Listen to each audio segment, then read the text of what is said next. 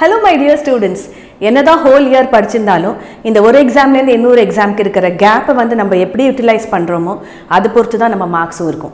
So how to plan and read during these gaps that are there in between the board examsல அத பத்தி தான் இந்த வீடியோல நம்ம பார்க்க போறோம். So what are we waiting? Let's directly get into the video and see what the time scheduling is all about. So my dear students, இப்போ நீங்க இந்த எக்ஸாம்க்காக என்ன படிக்கணும் அப்படிங்கறத கிளியரா இந்த டேபிள் ஃபார்மட்ல கொடுத்திருக்கோம்.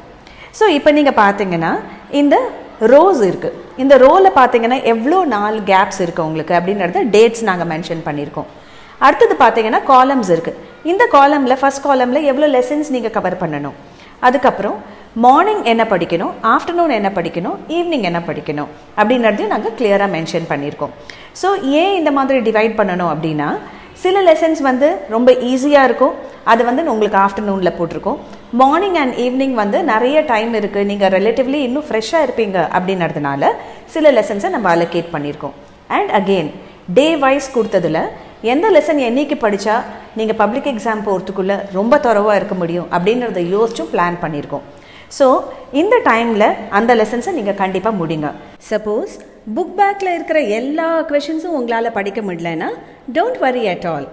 Most important questions for board exam அப்படின்னு சொல்லிட்டு ஒரு வீடியோ நாங்கள் போடுவோம். அதில் இருக்கிற கொஷின்ஸை நீங்கள் தரோவாக படிச்சுக்கோங்க. So there is no need for any of you to panic or get worried. நல்ல சூப்பர் பிளான் உங்களுக்கு கொடுத்துருக்கோம். இதை நீங்கள் நல்லா யூஸ் பண்ணுங்கள்.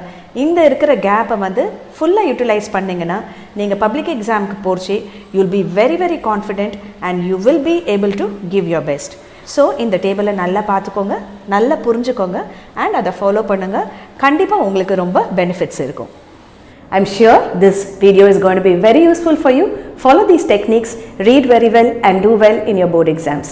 See you in the next video. Bye.